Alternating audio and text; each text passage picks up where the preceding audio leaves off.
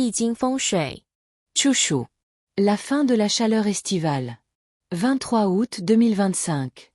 Chushu, un terme du calendrier chinois qui marque la transition entre l'intensité de l'été et les premières brises fraîches de l'automne.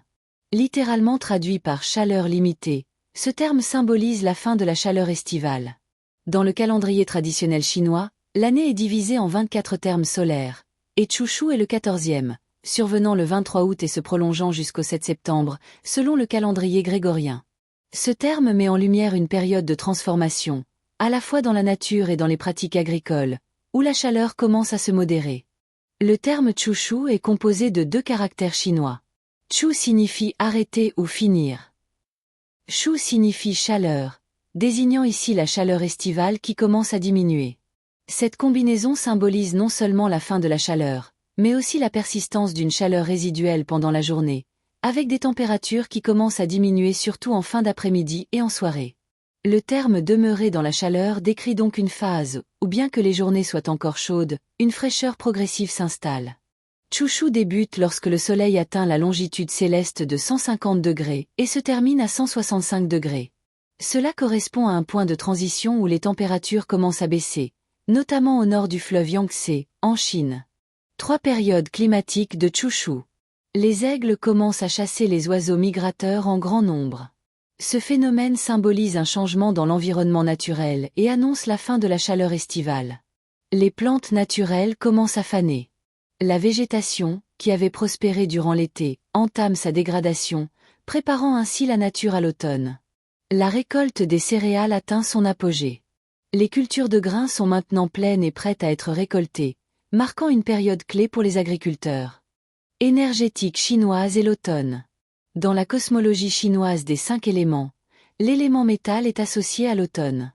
Le métal est prospère pendant cette saison, et il engendre l'eau, ce qui renforce l'élément eau. La terre, bien qu'elle engendre le métal, s'épuise parce que le métal domine la saison, la terre devenant ainsi plus faible. Le feu, contrôlé par le métal, est limité et s'épuise lorsque le métal est puissant. Le bois est contrôlé par le métal et commence à se faner. Le terme Chushu a une grande importance pour les activités agricoles. Historiquement, il marque un moment crucial dans le cycle agricole, notamment pour la récolte des céréales. C'est aussi un moment de célébration dans les communautés rurales, où les agriculteurs se préparent aux récoltes abondantes. Bien que son importance dans les festivals soit moindre comparée à d'autres périodes comme la fête de la mi-automne, Chushu reste un terme significatif dans la culture chinoise. Chushu représente une période de transition marquée par un climat de plus en plus frais, la fin de l'intensité de l'été et un début de récolte agricole. Dans l'harmonisation de la nature et des énergies, cette période prépare le terrain pour l'automne, où le métal prospère et les éléments se réajustent. Les traditions agricoles et les observations de la faune et de la flore restent un témoignage vivant de la façon dont le cycle solaire influence les activités humaines et naturelles. Découvrez ma synthèse du calendrier chinois. Une synthèse claire pour comprendre les 24 saisons solaires, les phases lunaires et le cycle de 60 ans dans les pratiques de la métaphysique chinoise. Un outil essentiel, structuré et accessible, basé sur mes cours reçus à Taïwan.